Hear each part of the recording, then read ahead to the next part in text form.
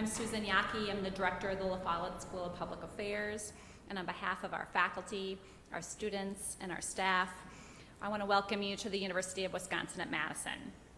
Eric Giordano, the director of the Wisconsin Institute for Public Policy and Service, asked us several months ago to co-sponsor this event, and we are thrilled to continue the strong relationship with WIPPS. La Follette School has partnered with WIPPS and Congressman Obie several times in the past. With our nation more divided politically than in recent history, the La Follette School once again welcomes the opportunity to host such an event with thoughtful and bipartisan conversation and discussion about governance and public policy going forward. I want to now introduce Eric, and I want to say thank you formally for this relationship. I hope it continues.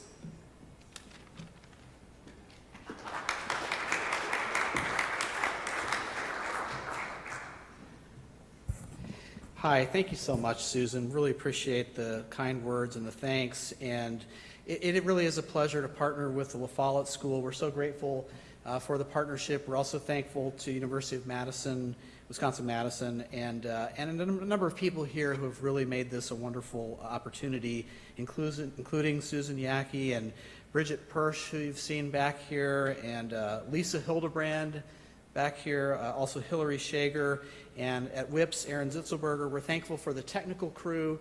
I want to thank Andy Lambert, Mark, I don't know your last name. And of course, we want to thank Catherine Gale, our moderator, the panelists, and you. Thank you for taking time out of your busy day, a primary day of all things, to come and join us. So a lot of you probably don't even know what WIPPS is. So just briefly, we're a public policy institute based in Wausau, part of the UW Colleges and UW Extension. We work primarily in communities around the state, and we try to help residents and communities address and solve problems that matter to them by providing university resources to those communities. We call that, of course, shared Wisconsin idea with you. The ground rules for today. So we'll have some opportunities for the audience to ask questions, two types of opportunities. One, for those of you who are kind of thinkers and not public folks, we have cards. And so hopefully you receive some. If not, Hillary has some, I have some. Raise your hand, we'll get the cards to you. You're welcome to write down your thoughts. When you're done, hold up your card. One of us will collect it and hand it on stage. Also, Catherine later will have the opportunity to open it up to a microphone, and we'll be passing around the microphone for some audience questions. At that time, we'd really like to ask that you limit your questions to one each if you can, so we can give everyone a chance, and also to avoid lengthy comments. Also, finally, let's accord one another the respect that we expect from a public event geared towards civil discourse. Finally, please silence your electronic devices. And at this time, I'd like to welcome and introduce our moderator, Catherine Gale. Catherine is a business leader and policy activist and fourth-generation president and CEO of her family-owned company, Gale Foods, originally founded in 1896. Catherine led the company on an aggressive growth strategy during her tenure and brought the corporation into the top tier of Wisconsin food manufacturers. In 2015, Gale Foods was named the Small Business of the Year by Biz Times, and Catherine oversaw the acquisition of Gale Foods by WinPoint Partners in March of 2015, and she continues to serve on the board of directors. In 2010, Catherine was nominated by President Barack Obama to serve as a member of the board of directors of the Overseas Private Investment Corporation, OPIC, an agency of the U.S. government that mobilizes private capital to solve critical world problems through economic development. And she was confirmed by the Senate in 2011. Catherine's a board member of many prestigious boards around the state. After her departure from Gale Foods in 2015, she turned her focus to her long-held beliefs on bringing transformational change to communities, state, and the country, primarily through nonpartisan efforts and electoral innovation and reform.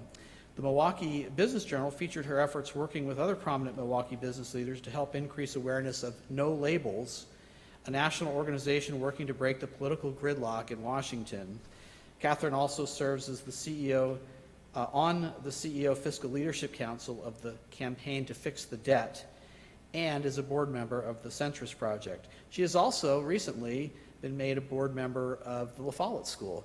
Please join me in welcoming Catherine Gale.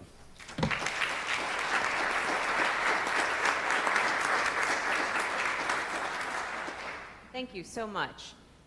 Thank you to our great panel, whom I'll introduce in a moment, and thank you to all of you who've chosen to spend 2 hours with us.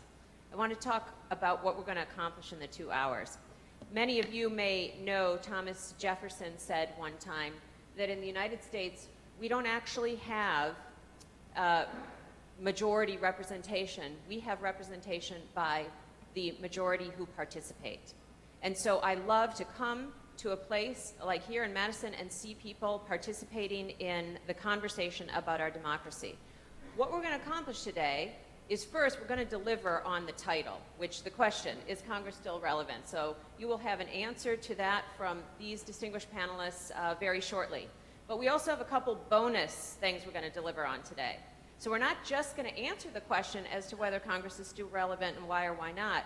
We're going to talk about if, and just a hint, I think it's going to be that there are some challenges in the system. So we're going to answer the question of what could be some possible solutions, some changes we could make to our system. And the double bonus is, most importantly, we're committed to talking about actions that people in this room and people across our state can take to be a part of moving the system forward to fulfill on the promise of the American experiment. So how we're going to do this, because we've got 2 hours, but let me set it up for you. First, we'll set the stage. Each of our panelists is going to take some time to give us their view on the system as it currently stands and a little bit of the history. Then we'll have some facilitated dialogue and debate. There's lots of areas of agreement, but also some areas where our panelists have different ideas. And then we'll move to audience questions, first from the cards that Eric mentioned, and then I'll also open it up to the group. So out of that, we expect to deliver on what brought you here today. I want to move now to introducing this phenomenal panel. And I should tell you, for you guys, we're going to deliver on all the things that we said. For these guys, we're going to try to sell some books, okay? Because we have all authors up here.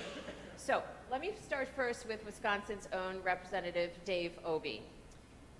Many of you will know this, but let me remind us that Dave served 42 years as Wisconsin's 7th District Congressman. He grew up in Wausau, but he received his bachelor's degree right here at the University of Madison, where he could have been teaching Russian politics, but instead, through a stroke of luck for us, he began his career in the Wisconsin State Legislature. After 6 years there in Congress, he became a leading spokesperson for political and congressional reform to make government more accountable. His efforts eventually led to an influential chairmanship of the House Appropriations Committee. This committee makes spending decisions for every single federal discretionary program. And as the chairman, Dave led efforts to invest in education, expand access to quality, affordable health care, protect the environment, and strengthen homeland security. He was, at the same time, a tireless advocate against the exploding budget deficits. Dave retired in 2011 and is now working in Washington, D.C., but still comes back once a month to Wisconsin, right, Dave? I think so. Okay. And in his spare time, he enjoys playing the harmonica and actually performs with his 2 sons and some friends in a bluegrass band, the Capitol Offenses. He is pessimistic about politics because he's a Cubs fan. Okay. Then we have, thank you, Dave. We have Representative Mickey Edwards. Mickey was also a member of Congress. Mickey for 16 years. He served on the House Budget and Appropriations Committees and was chairman of the House Republican Policy Committee. After leaving Congress, Mickey taught for 11 years at Harvard's Kennedy School of Government. Then he went to Princeton at their Woodrow Wilson School of Public and International Affairs. And finally, Mickey returned to Washington, D.C., where he's now a vice president at the Aspen Institute and directs a bipartisan fellowship for elected public officials. Mickey, oh, I forgot to sell Dave's book. I'm so sorry. Just one moment. Let me return to Dave's book. Dave's book, Raising Hell for Justice. Okay, so he's an author. And now we're back to Mickey. Mickey, too, is an author. And the book I'm selling of Mickey's is The Parties versus the People. Mickey also wrote other books, including Reclaiming Conservatism. His articles appear in publications ranging from the New York Times to the Washington Post and the Atlantic. He's a frequent public speaker and has been a guest on many of the nation's leading radio and television programs. In Mickey's spare time, he watches the Cleveland Indians. He reports no musical talent, but he also plays tennis, as do other people here. And I want to say I'm personally indebted to Mickey because I was really depressed about our system until I read his book. Okay, so we'll save those solutions for a bit. Now, let me move to Thomas Mann. Okay, Thomas Mann is a senior fellow in governance studies at the Brookings Institution and a resident scholar, Institute of Governmental Studies at the University of California, Berkeley. He was, before that, the executive director of the American Political Science Association. Tom was actually born in Wisconsin. Yeah, so welcome back. And first went to Washington in 1969 as a congressional fellow. He taught at Princeton University, Johns Hopkins University, Georgetown University, University of Virginia, and American University. So we can learn a lot from him today. Tom was instrumental in the constitutional defense of the McCain-Feingold campaign finance law. He is also a prolific author. So the book that we're selling today is a fabulous book called It's Even Worse Than It Looks, which Thomas wrote with Norm, and I'll update you on this book when we get to Norm. So he wrote this book, and we're going to hear, what's behind that title today. The book is a New York Times bestseller, and together then, Thomas and Norm Ornstein were named among the 100 top global thinkers of 2012 by Foreign Policy magazine for their diagnosing of America's political dysfunction. In Thomas's spare time, he used to play tennis. In fact, these two played tennis every Saturday and Sunday for 30 years. But now he's in California, and he's left Norm with no tennis partner in Washington, D.C. Yeah. Okay, but as far as music, he went to school with, you went to school with Neil Young. I'm forgetting who's who in the music. Okay, so now our last panelist, Norm Ornstein. Norm is a resident scholar at the American Enterprise Institute for Public Policy Research. His campaign finance working group was instrumental in shaping the major law of McCain-Feingold that reformed the campaign financing system. He is, as we just noted, with Thomas, one of the top 100 global thinkers, and of course, the co-author of this book. I want to announce that tomorrow, this book is re-released on Amazon with a new title, which is, It's Even Worse Than It Was. You can pre-order today. Norm writes a weekly column called Congress Inside Out for Roll Call newspaper, and his work has also appeared in the New York Times, Washington Post, Wall Street Journal, Foreign Affairs. He's also a television regular. In fact, at the 30th anniversary party for the NewsHour, Norm was recognized as the most frequent guest over the past 30 years. Now that he doesn't play tennis, you are watching Nationals games, right? Okay, and I believe no musical talent except the association with Neil Young. Yeah, okay. And I have no musical talent either, nor did I go to high school with anyone interested in the music field. All right, let's move to politics. So what we're doing first, again, and because we have 2 hours, this is substantive, so it's not, going to be quick, but it will be fascinating. So we're going to turn first to Representative Dave Obey to give us his overview of the situation with Congress. And I'm going to change signals, and I'm going to speak from here because otherwise I'm cut off from half the people here and cannot see you. I hope you can hear me. If you can't, don't worry, you're not going to miss a hell of a lot. I would first of all say that if we're going to talk about politics, we need to talk about what is happening to the political parties. V.O. Key, that great political scientist, once described political parties as a legal conspiracy to seize, exercise, and hold power. I think we need to remember that. Political parties are not expected to be social clubs. They are, after all, focused on gaining power. I served in the House a long time, and until 1978, I had a lot of fun. Then a fellow by the name of Newt Gingrich got elected. And instead of following the usual advice given to freshmen, which is to do committee diligence, instead he said, hell no, I'm going to lead a revolution. And for the next 10 years or more, he organized, brought like-minded people into the House, ran seminars teaching people how to talk like Newt. They distributed one form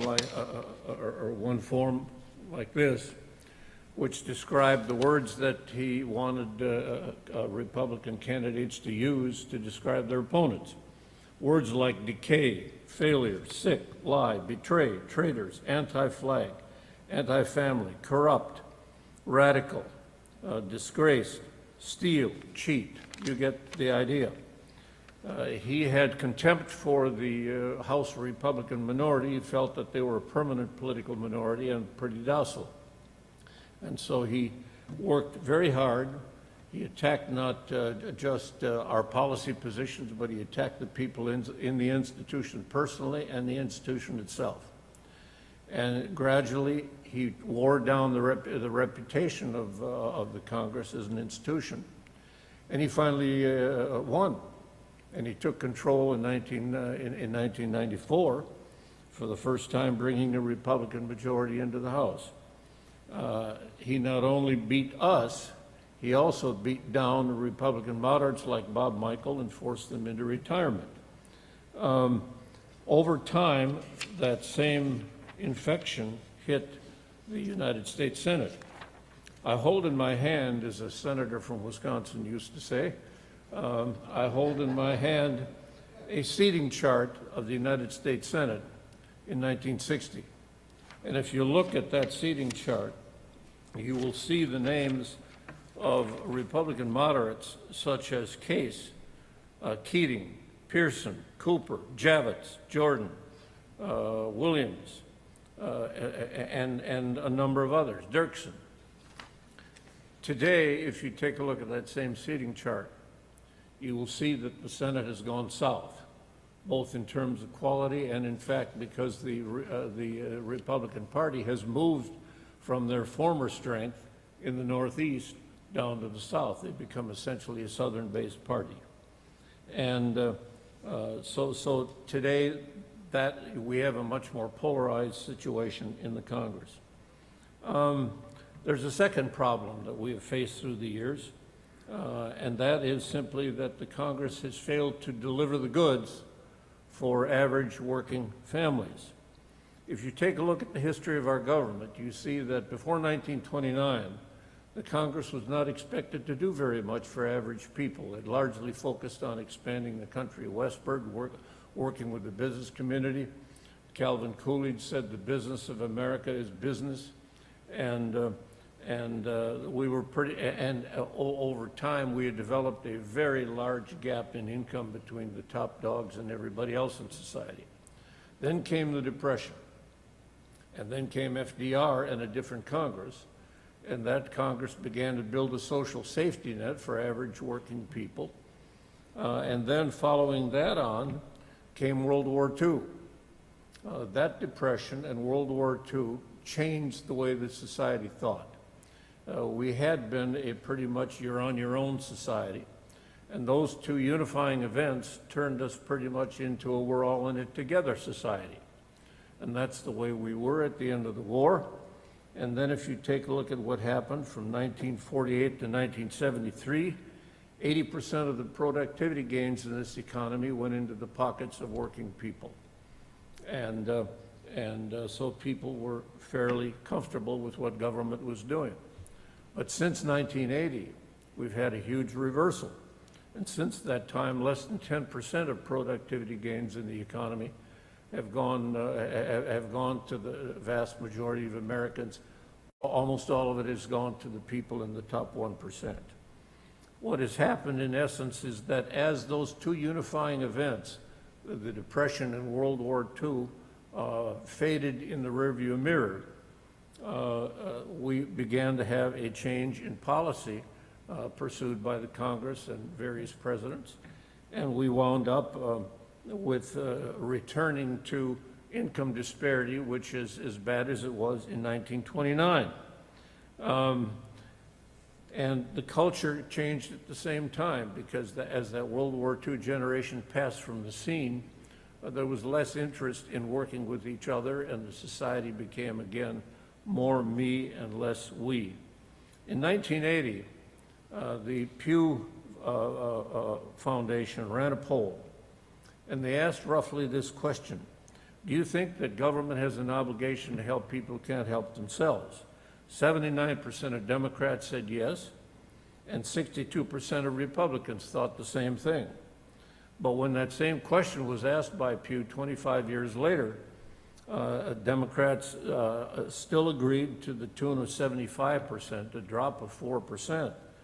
But with Republican people in the general population, the support for that proposition dropped from 41% to 21%. That meant that not only the politicians were polarized, but also the society and the voters as well. And there are lots of other institutional and systemic changes that have impacted Congress. First of all, news. When I entered politics in 1969, we had 3 networks. They each had a half-hour news, and the public pretty much saw the same thing on the news every day. Today, we've got a good dozen channels with news on it. It's 24/7, and it's largely advocacy rather than reporting. So if you're a liberal, you watch CSNBC, MSNBC. If you're a conservative, you watch Fox, and if you don't know what the hell you think, you watch CNN. And so we have people self-selecting news. They never have their own assumptions challenged. And as a result, we're more fragmented than ever. We've also had, gradually, we've seen Congress change from what used to be largely a legislative body to today a body which is much more political. And it's become much more partisan in the process. 2 examples. On the night that Barack Obama was inaugurated, Eric Cantor, the Republican whip, held a dinner in downtown Washington for his caucus. And at that caucus, they determined that they would deny Obama any victories. So it was political war from day one. Second example, when the economy went to hell, and I had the responsibility to develop the stimulus package to try to pull the economy out of that terrible recession, I went to my opposite member, the ranking Republican on the committee, Jerry Lewis, and I said, Jerry, here's roughly what we're talking about doing. I know we won't agree on all the details, but can you at least shop it on your side of the aisle, tell me what you would like to see in it, what you want to see out of it. We'll try as much as we can to accommodate. He grinned and simply said, Dave, sorry, I've got orders from headquarters. We can't play. In other words, what he was telling me is no matter what we did, they were going to kick the hell out of us, and they did. There are other problems that have accosted the Congress through the years. Members know less. If you take a look at the composition of the Senate and the House today, about 50% of the U.S. Senate, they're in their first term.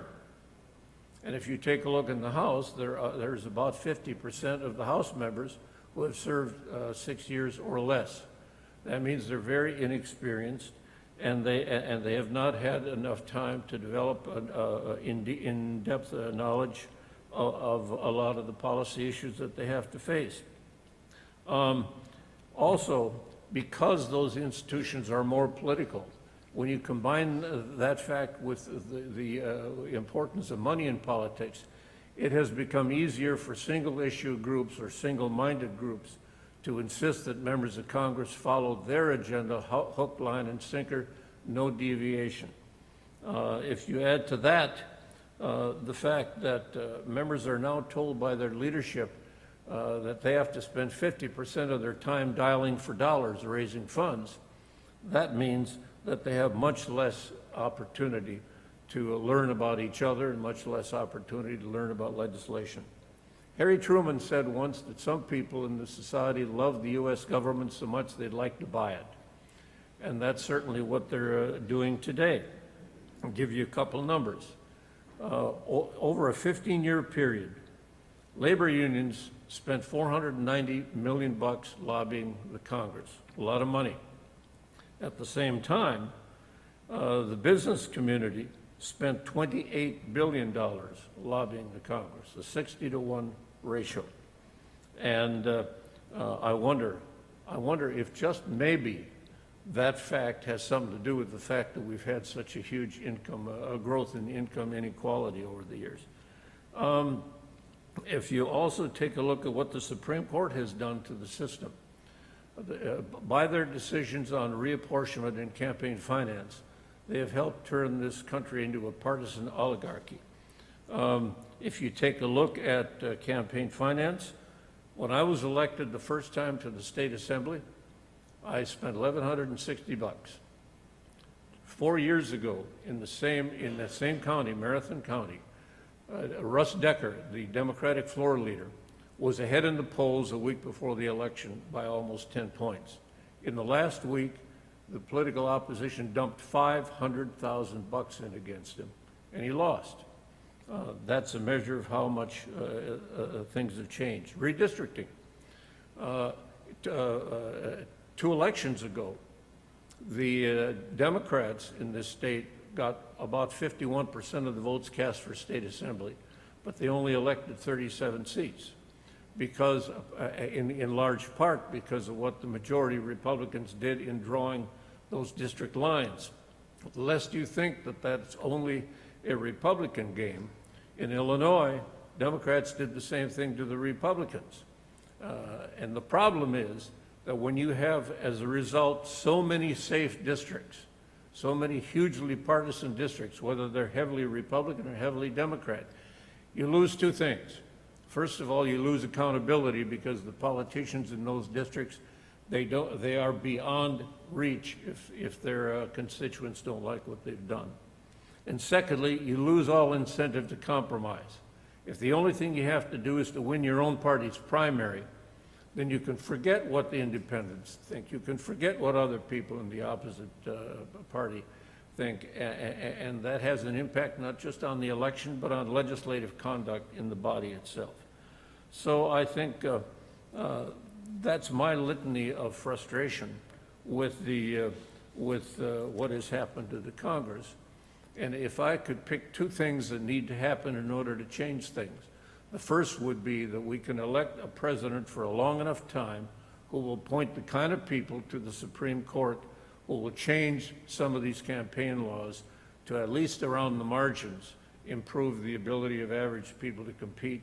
And secondly, I would push like crazy to see to it that we can get a change in the way legislative districts are drawn by going to some kind of a commission, at least in the initial stage, so that you can have a prayer that these district lines are going to be created in such a way that force legislators to compromise with each other, and even heresy of heresies, maybe that could lead to returning to the days when you could actually have a friend across the aisle without committing a political mortal sin.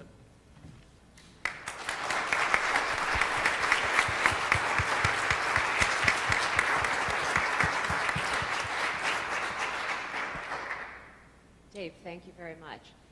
Now I'd like to go to Mickey Edwards. And Mickey, if you'll give us your take on the situation in Congress. And Dave had some tough words for some Republicans. You are a Republican. And so I don't want to get completely into debate back and forth yet, but we are interested to know if you see the partisan nature of some of our challenges a bit differently. I'm gonna say what John Kasich said. I'm not gonna bite.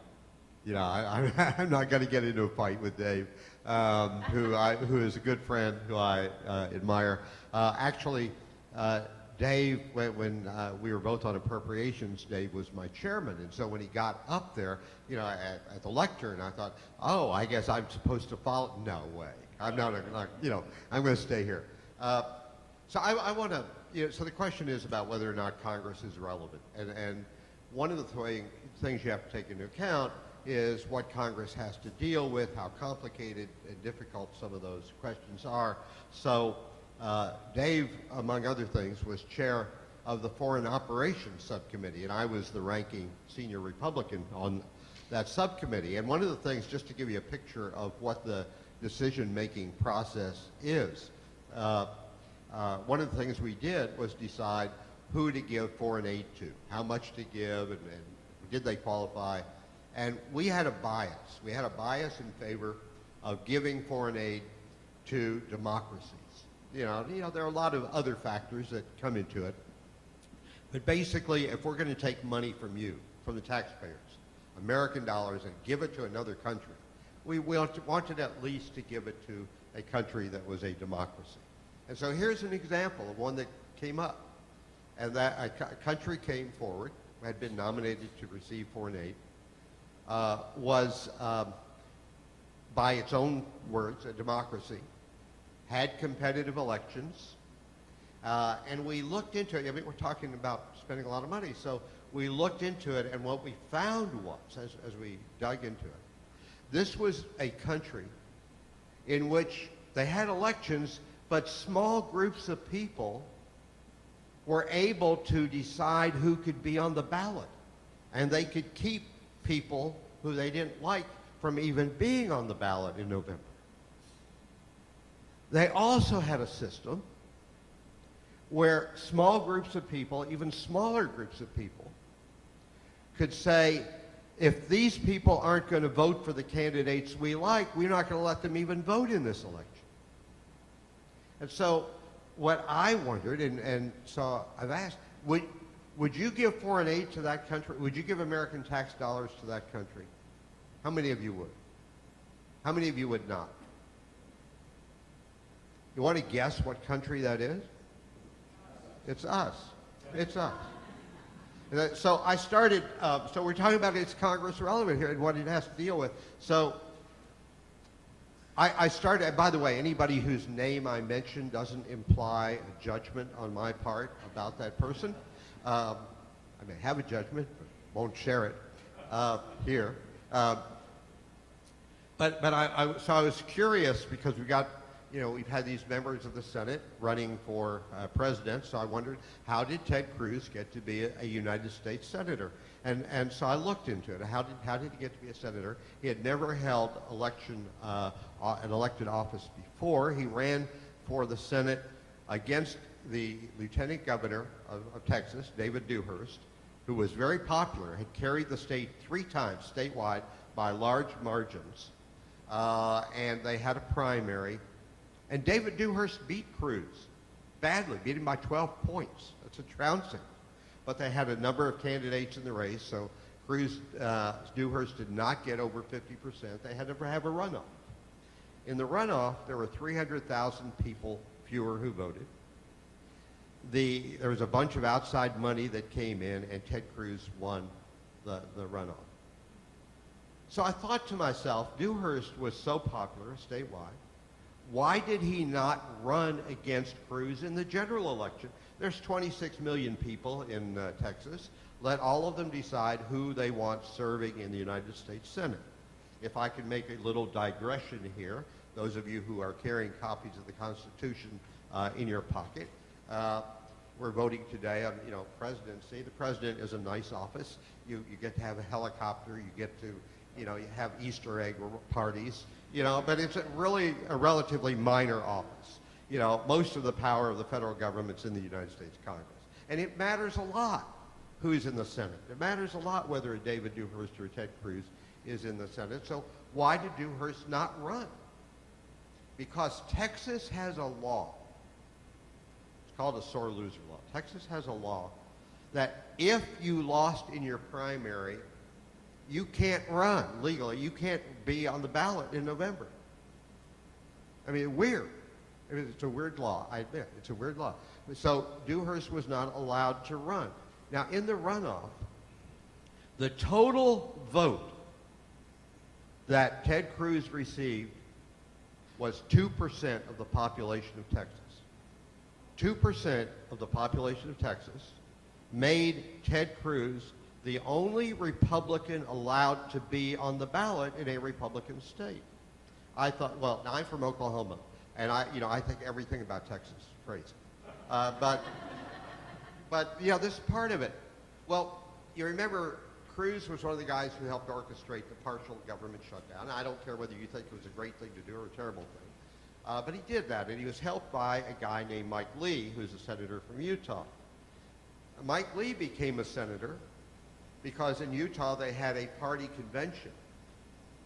And in the party convention, attended by 3,500 people in a state of 3 million people, the party convention decided not to renominate their longtime incumbent senator, Robert Bennett. And so Utah has that same law. And so Bennett was then not able, there were 3,500 people at the convention. Bennett was now no longer able to run in a state of 3 million. That's 1/10 of 1% of the population that kept him off the ballot. Because they have that law. Wisconsin has that law. Michigan has that law. 46 states have that law. So the reason I'm pointing it out, because Dave mentioned redistricting and gerrymandering, which happens. And we always think when we're gerrymandered, look what they did to us. It's an unfair system. I'm a city dude. Those of you up close, I'm wearing penny loafers. So, I'm a city dude. And I was the first Republican elected from my district since 1928. And my district was 74% Democrats. The state legislature was 9-1 Democrat. They didn't figure out how I won. They couldn't stand it. Even my mother didn't know how I won, but I did. And so what did they do? They said, well, let's redistrict this guy. Two choices: either take all the Republicans out of his district and beat him, or put them all in his district. And they couldn't beat me, so they said, put them all in my district to make the others' districts safer. Guess what? This city dude was now the representative in Congress for wheat farmers and cattle ranchers and small-town merchants, and I didn't understand their problem. The people got screwed because they deserved somebody who could speak for them and articulate their concerns, but it was to the advantage of the political party, in this case, Dave's party, that said, let's do that. And so when I talk about, I didn't forget that the topic is Congress irrelevant? The problem in Congress is not that we're electing people who are dumb, not that we're electing people who are not patriotic, because the people who are there are smart. They're well-educated.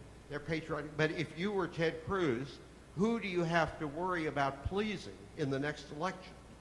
You can't get the people mad at you who were the 2% who vote in primaries. In Utah, you can't get the people upset with you who go to the party convention, even if they're 1/10 of 1%. So what you reward, it's like business, Catherine, it's like business. What you reward is what you get. What you punish is what you don't get. And we've created a political system that rewards intransigence, incivility, that sees people who compromise as sellouts. And those are the people who make the decisions about who gets elected. So either it's people who think like them who get elected, or people who don't think like them, which includes a lot of members of Congress, but are terrified of being taken out in a primary by the extremes. So I was giving a talk to a group of scientists, and one of them said at the back of the room, he said, "Oh, you're a systems engineer." And I guess I am. So one thing I want to leave with, and by the way, as Catherine knows, later, I'm actually fairly positive about where we can take our changes. But we have created a system that is producing the problems that we've got. Some states have already started trying to break out of that system.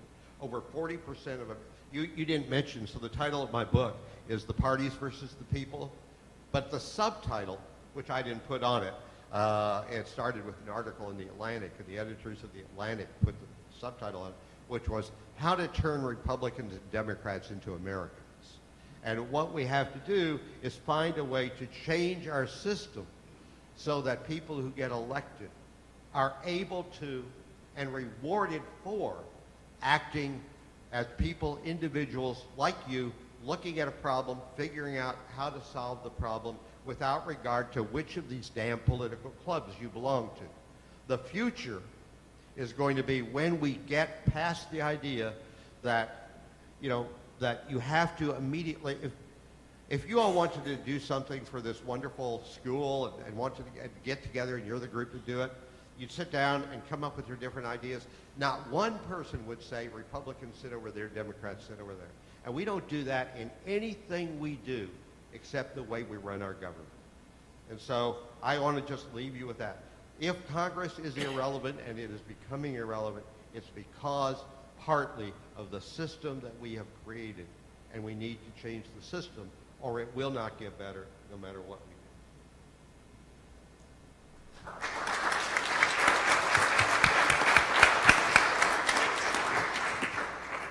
Thank you, Mickey. Norm, let's hear your take. How bad is it looking?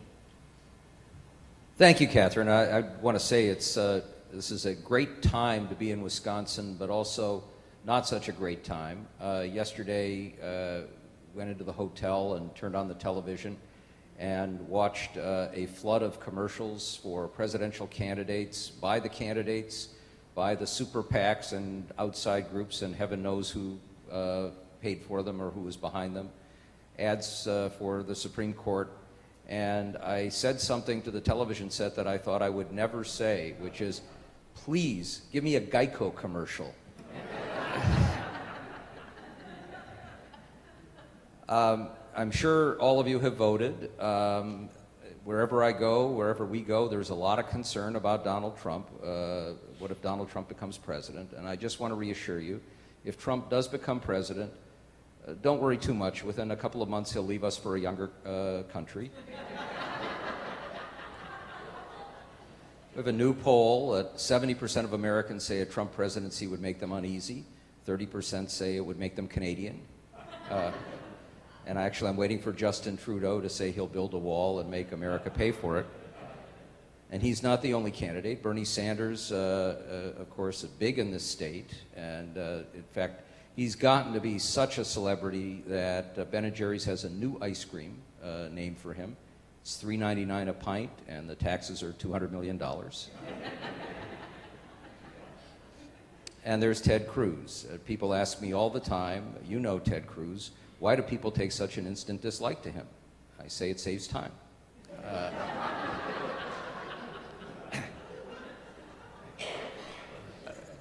Like to get you laughing because it's all downhill. But I do want to say that in the new version of the book that Tom and I have done, which has an expanded foreword and an afterword to bring it up to date, it makes a great holiday gift, and doesn't matter what holiday. So as Mickey was talking, I was reflecting on actually something that really tells us a lot about our politics. David Dewhurst, who was so popular in Texas, by national standards, is to the right of Attila the Hun. Ted Cruz ran against him by calling him a liberal. And it will tell you something about how our politics have changed.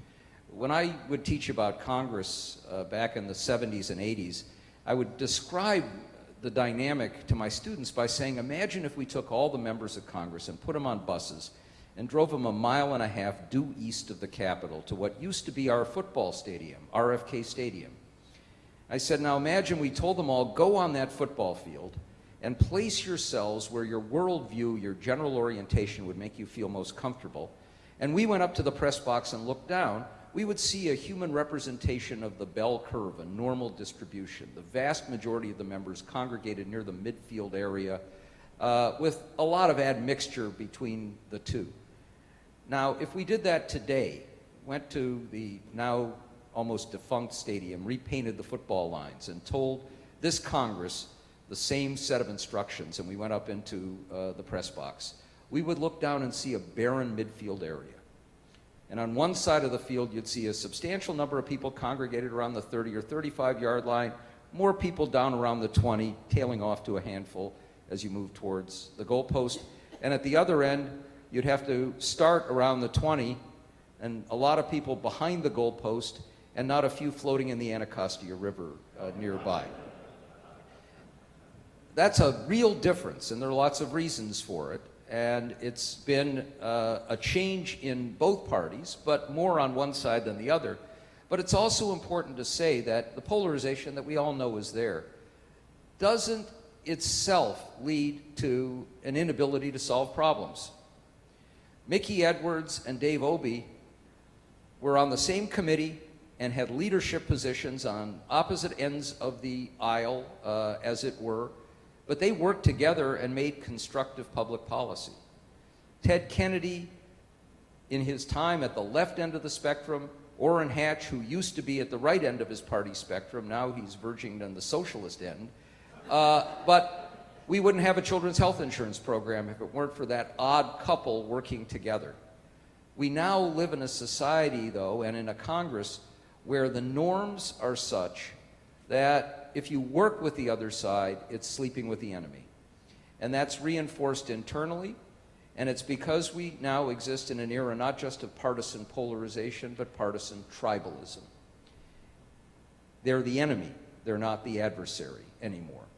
And that is deep-seated, and it has metastasized out to a whole lot of states, including this one, and to the public as a whole, where we now live in a society where more people would be unhappy if a child of theirs married somebody from the other party than somebody from another religion or even another race. Now, you can say that's progress, but it has a deep downside to it. And some of it is what I call, and what Tom and I have called, ruthless pragmatism.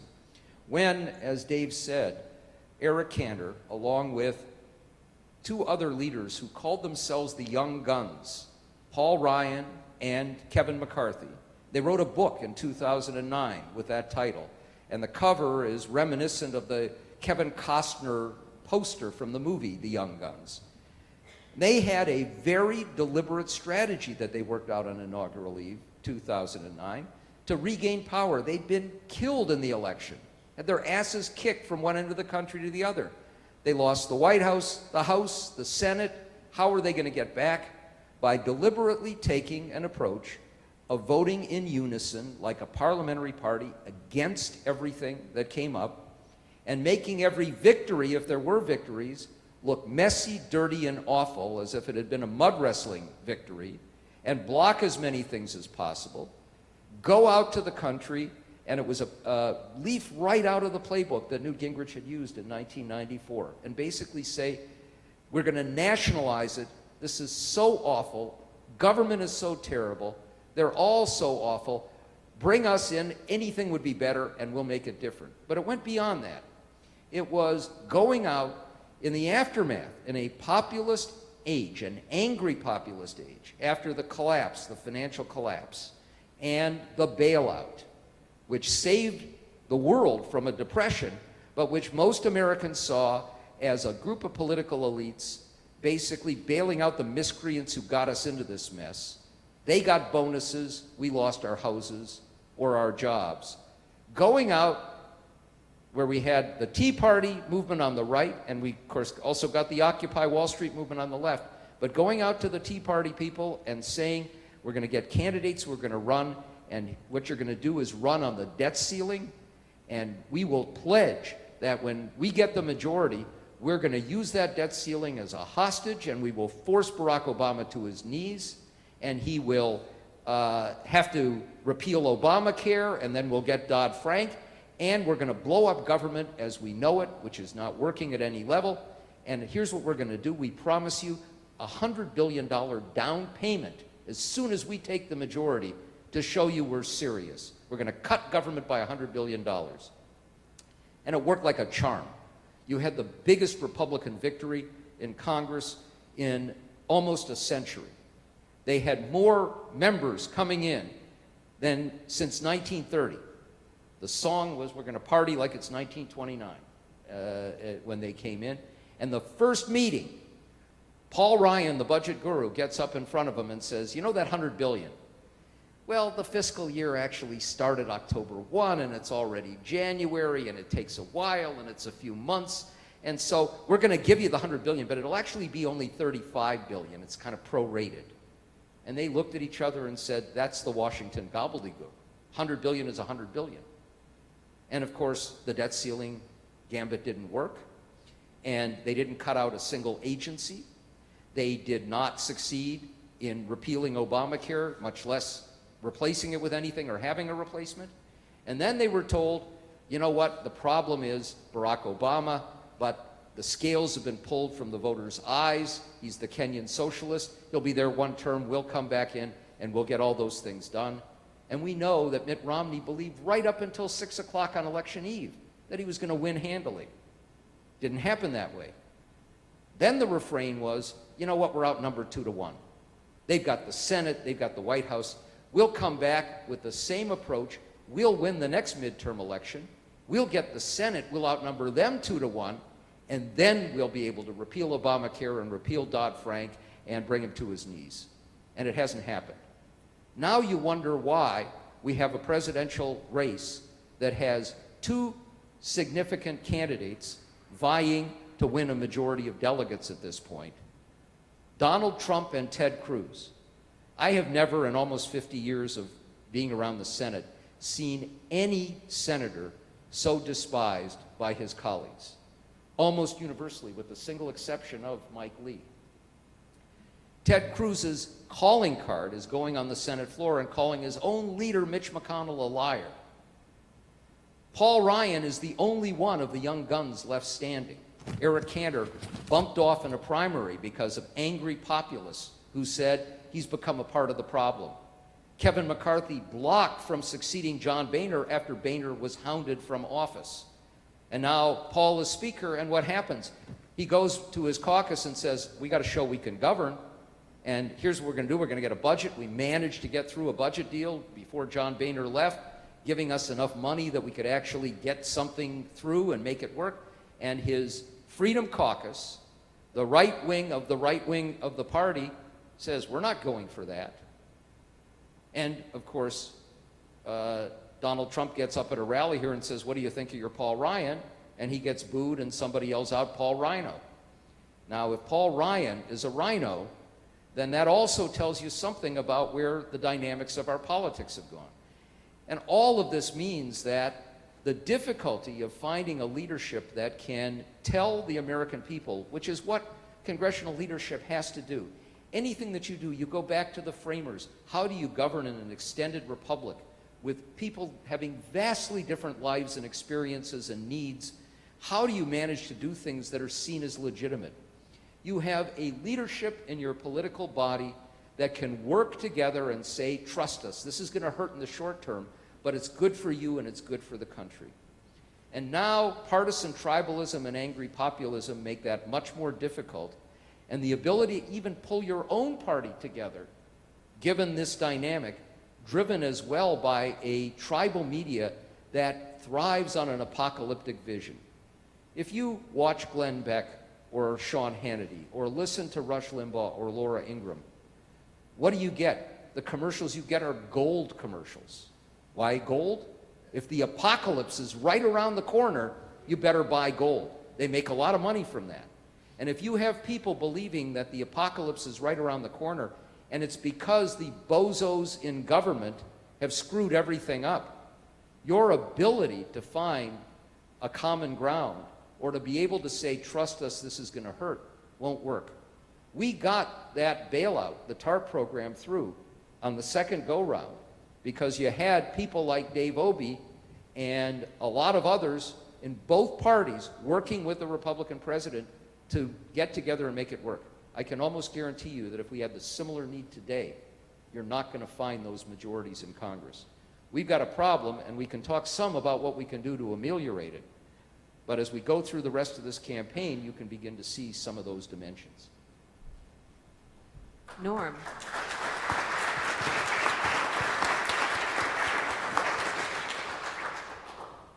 Thank you. Very fascinating. So, Tom, let's hear Put Norm down as neutral on this. What a pleasure it is to be in Wisconsin, in Madison, on the day of the Wisconsin primary. My God, I've been talking about this primary for the last 30, 40 years. It's infamous, and the favorite line I have from it, which I assume everyone who resides in the state knows, it's a true story, that is true as told by Morris K. Udall. Mo was one of the beloved members of the House of Representatives, a great humorist and a good person who decided that he was going to run for president.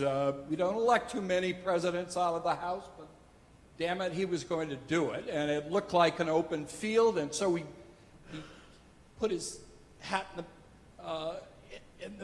in the game and went for it. Well, this unknown governor from Georgia, a fellow by the name of Carter, I think it was, ended up having scoped this out ahead of time, and first primary came along, New Hampshire, and by God, Jimmy Carter won. Mo Udall was right behind him, second place. Well, it's the first event.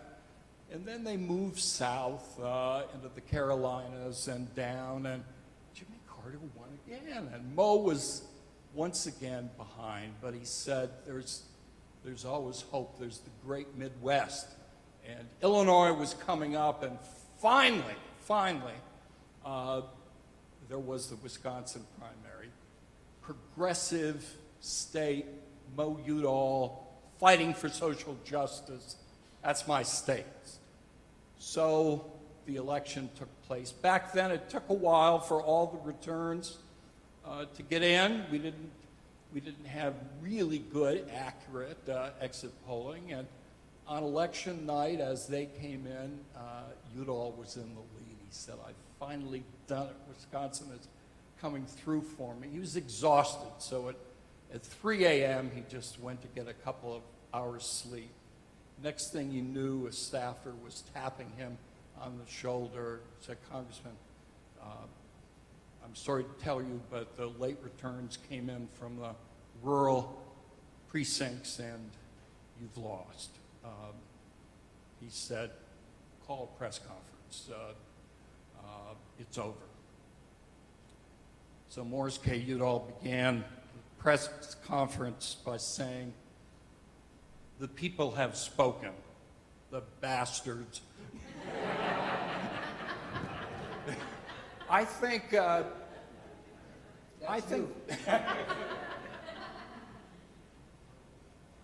tells you something about our system. Every time we feel as if things are falling apart, we turn to the public to solve it, to fix it. And oftentimes the public, many of whom haven't given a whole lot of thought to what's going on, get attracted to some idea like making America great again or leading a revolution and say that's how to get out of our particular fix. And sadly enough, the whole nature of the American constitutional system, the fact that presidents do not run the government, Congress is the first branch of government, Article 1. There's a tremendous separation of powers. There's a federal system, and yet we forget about it. And so the public, in the very process of trying to deal with what they see as a broken government, perpetuates its present condition, in part because of inaccurate assessment of what's really wrong and how we get there and what in the world we can do about it.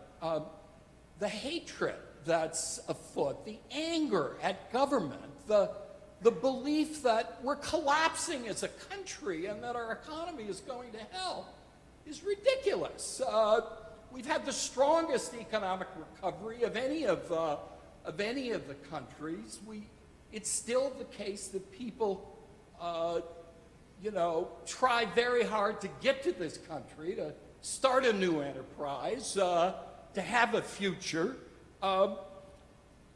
We not only underestimate the strength of our economy, we disparage what's actually been accomplished and taken place. And all of this is happening because of the political dynamics in the country. On the question, is Congress still relevant? Of course it is, for good or for ill. And there really isn't a Congress that you can define just by its institutions, but you have to look at the context within which it operates. And party at present time is, as David has said, is a big part of it. Mickey would like to see that diminish and reduce, and God knows all of us would like to see the institution have a capacity to come together, as Madison anticipated, representing very diverse views, and work out some solutions to some problems. But right now, the nature of our political party system is such that it does not work with our constitutional system. The subtitle of our book is How the American Constitutional System Collided with the New Politics of Extremism. Norm has laid out the case, but let me just summarize it for you, because I hear too much, the government's broken, or Congress has terrible people in it, or they're all bought and sold. Let's get real about what the problem is, and let's acknowledge throughout our history we've run into difficult situations. Lots of conflict in this society, as every society. Many differences. There is no consensus for anything. So we got to resolve it. We got to work it out.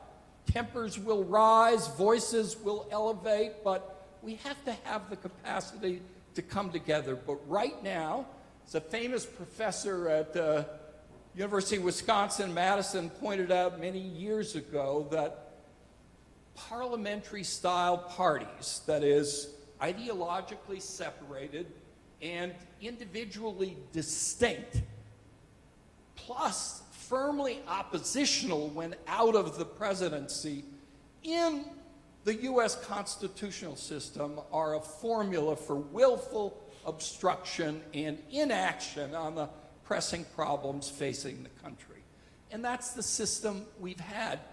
A couple of decades ago, there was a lot of overlap between the parties. We have liberal and moderate Republicans who were great legislators in the House and the Senate, and they cared about that. And we had conservative Democrats as well. Now, they were pretty good legislators, too. They also happened to hold back African Americans' right to be citizens, so it isn't always happy news to have more overlap between the parties, but that existed. So nowadays, the combination is such that we have, as Norm said, instinctive opposition. So it's the mismatch between the parties, and the fact that even though most states and most districts are safe for one party or the other, red or blue, the fact is the balance between the parties is even, relatively even. Either party can win a majority in the House, the Senate, and control the White House. That turns legislators into strategic players in the campaign process. Legislating is now merely a tool of advancing the campaign to win the majority. So those two factors are immense, but there's a third one, and several of my colleagues have alluded to it. It's extremely difficult to say this in an open forum, in a classroom, and writing a newspaper. But how do you treat both parties the same, fair and balanced, when they're not the same?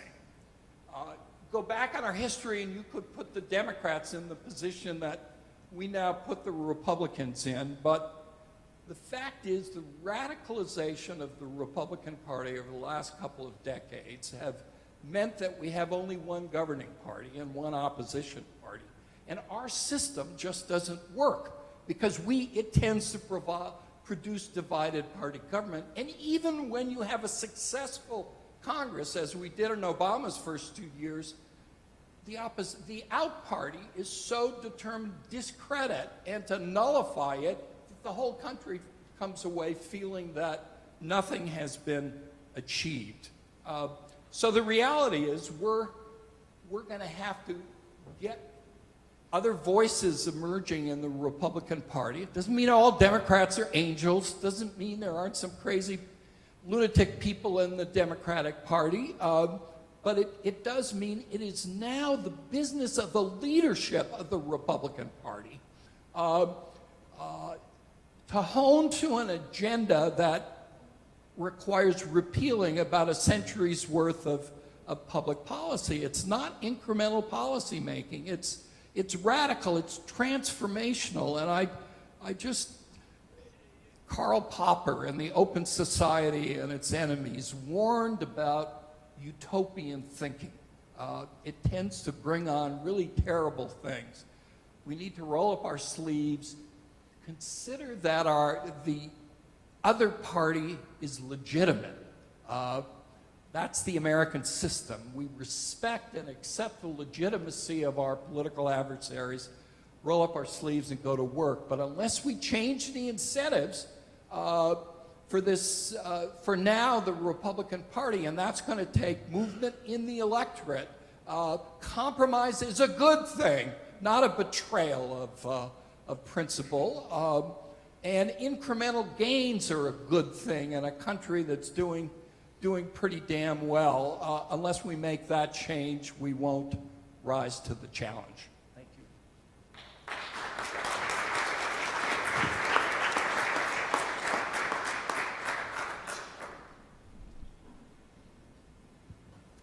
Okay, so given what we just heard, it reminds me of something that got said at dinner last night. I was with these guys, so it was quite fun. And they were talking, they spoke yesterday in Milwaukee, and Bernie Sanders had a relatively last-minute rally. So they were talking about the advertising that they could have done for this program, which was something to the tune of, why go hear one grumpy old man when you could come and hear four? Not what I said. So,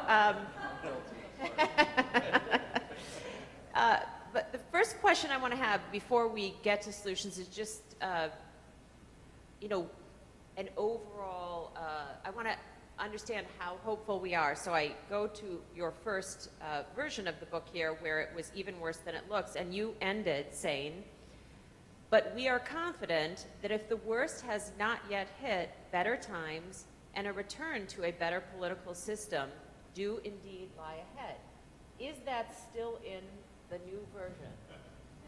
No. That sentence is gone. It is. So because can, that was part of the afterword, as I recall. And No. No, It was the first edition. that was the first We were first already edition. Getting... More pessimistic. Okay, so let me turn. I won't tell you. So, Well, I will say we start the new afterword with the Ronald Reagan's favorite joke, which is these two twin brothers, young children, and one is an incurable optimist and the other is a terrible pessimist. And the father, you know, was trying to move them both back a little bit towards the center. And so he takes the pessimist into a room and it's filled with every toy you can possibly imagine. And his little son just bursts into tears. The father says, "What's wrong? There's everything here that any child would want." He said, "I just know I'm going to break them." And then he took the optimistic kid into a room and it's filled with horse manure. And he's delighted and he picks up a shovel and he starts to work. And the father says, "What's going on?" He says, "I know there's got to be a pony in here somewhere." And that was Reagan's favorite joke. And so we talk about whether we're optimists or pessimists. And there are things to be optimistic about that Tom talked about. The jobs market in the country and the situation that we have is getting significantly better. We have had a better record of private sector jobs growth than in history in terms of the consecutive number of months We're really seeing the private sector work on all cylinders, and when you compare it to other countries, it's just not happening. There's reason to be optimistic, and some of what government has done, including the yeoman work that Dave Obey did on a stimulus package that kept us from sinking the way the Europeans did into double recessions, is a part of that. But we can't be optimistic when we look at where we are now. It is just very hard. If you look at previous periods in American history where we went through these rough patches, times when one party went off the rails, the Democrats in the 1890s with William Jennings Bryan, times when we had these bitter and difficult disputes like the Civil War, the governing crisis even in the 1820s or back to 1800, even the period of the 1960s, it takes you about 15 to 20 years to come out of it. Often it'll take 3 presidential elections or a little bit more. I'm not sure we have 15 or 20 years without doing a lot of damage. And until we can change the attitudes and the tribalism in the country, it's a cultural problem more than a structural problem. We got to work on it. We have an absolute obligation to do that. But it's very hard looking at the dynamic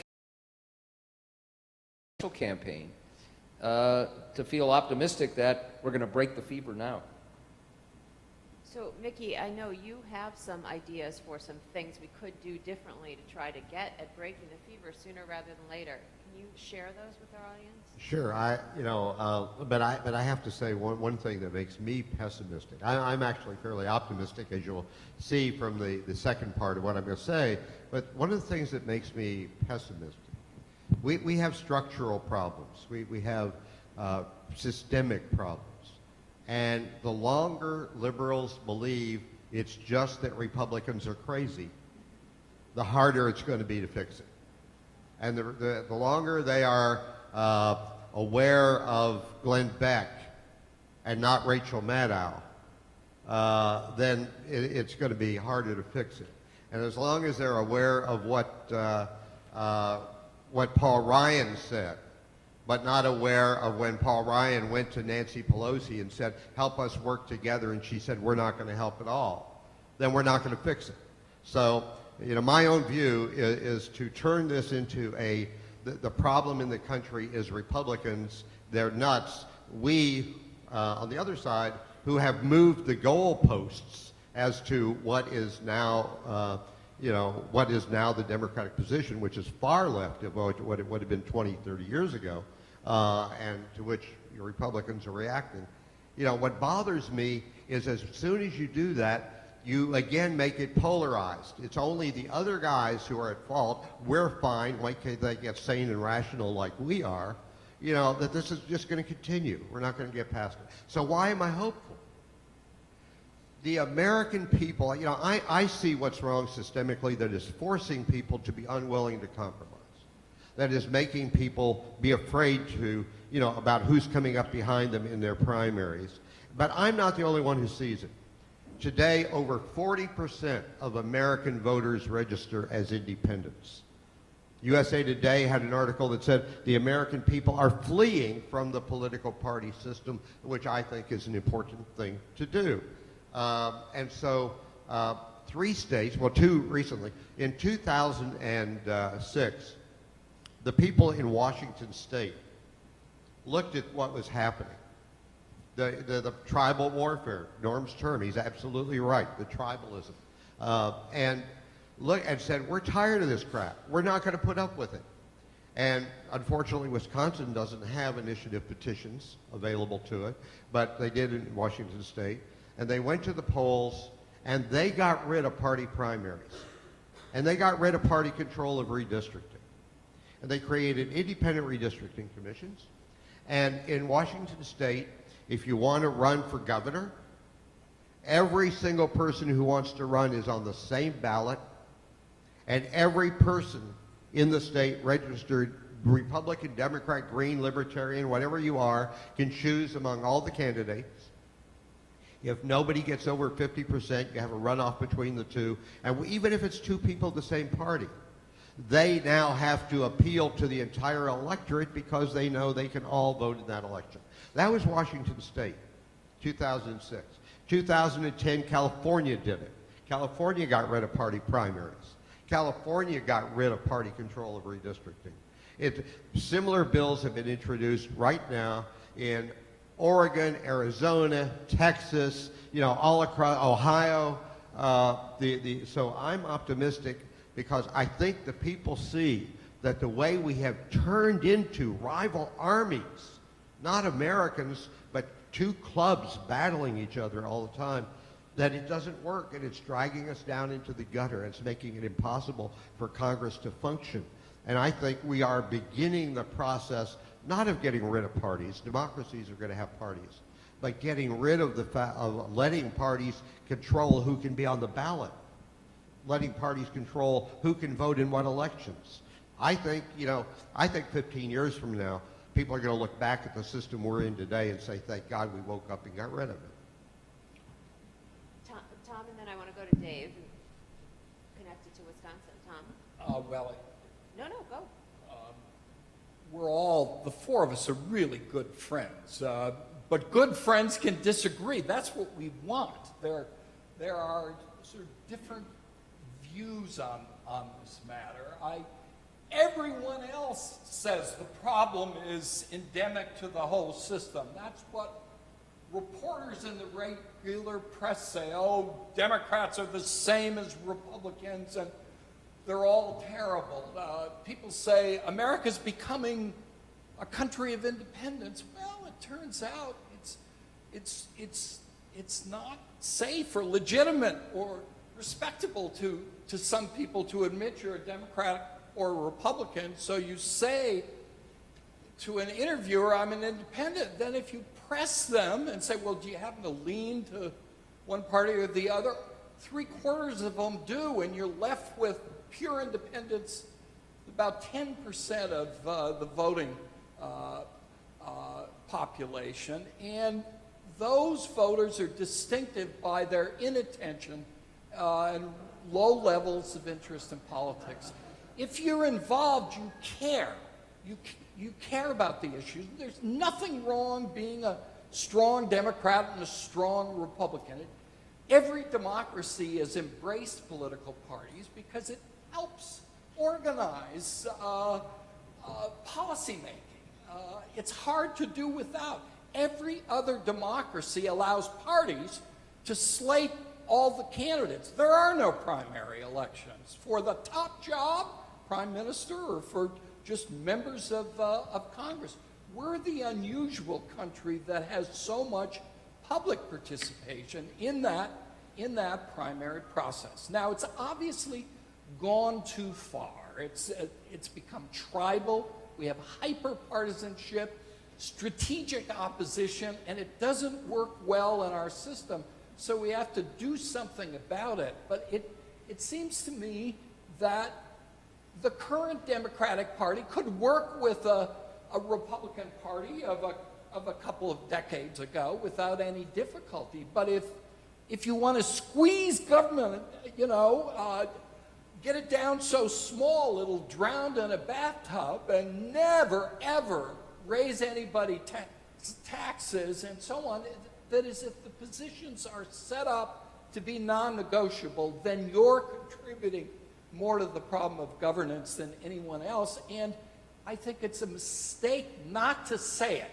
My saying that there's been a radicalization of the Republican Party, and Norman saying it, we are seen as kind of kooky people, and were for the last 4 years until they started looking at the primary process playing out in this year. It's a reality that we have to face. Mickey knows it because from his own party, and he'd love to have many of his former colleagues back in the Congress, as Dave would as well, and as Norm and I would. But it's a reality of our politics.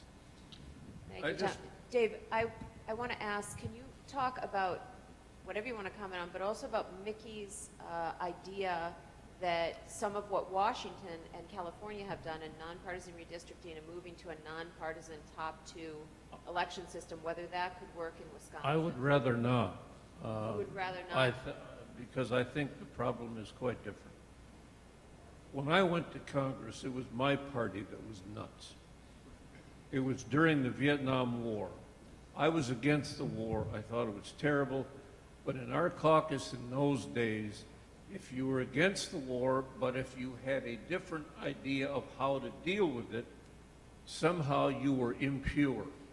Somehow you were morally defective because you didn't follow somebody else who had the only idea on how you get in the war. And gradually those people either left Congress or died. And now that same nuttiness, in my view, is in the Republican Party. This stuff can be cyclical. And the problem we have is that politicians are supposed to do two things. They're supposed to first define their differences so that the people know what they're getting when they vote for, when they go to the polls and vote. And then after they define those differences, then they're supposed to resolve them. That's what Mickey and I did for years. We would argue like hell, publicly and privately, for our different positions, but then we would work things out for the good of the order. And the problem today is that you got a lot of politicians who are terrific at defining differences and not worth a damn in terms of resolving those differences. The other problem I want to say, or the other point I want to make is this. When you have people attacking government itself, as you have so vociferously in essentially the Republican Party today on the far right, then you really, really create forces in society that are very dangerous. Do you have any idea how lucky we are that this Trumpism and this antagonism toward government and antagonism toward institutions and compulsion for easy answers that Trump is giving? Do you have any idea what this country would look like if we were in a recession today? Right now, we are lucky because we are in relatively decent times, and so the public isn't as stirred up as it would be if the economy was really going to hell in a handbasket. You can have a very dangerous set of circumstances develop if that's the case, and especially when you add to it the turmoil in Europe now because of the refugees. If you want to know why I am so concerned about what's happening in the Republican Party, I give you just one example, Tom Petri. There isn't a more decent member of the House than Tom was. Thoughtful. When the Democrats were pushing minimum wage as an answer to some of our problems, Tom bought Ronald Reagan's favorite idea.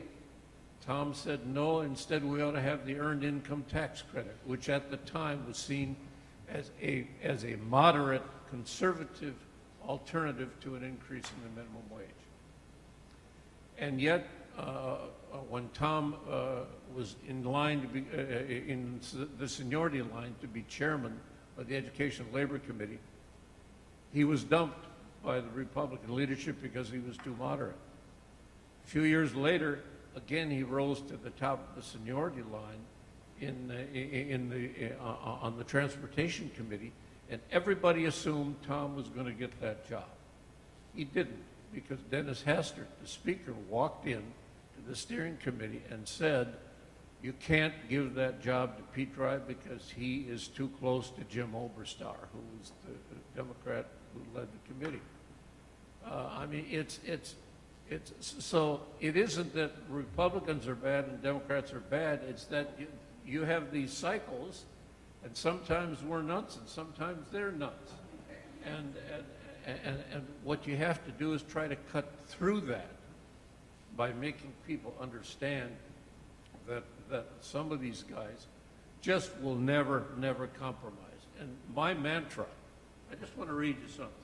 I know this is going on a little long, but I want to read. This is what George Bernard Shaw wrote.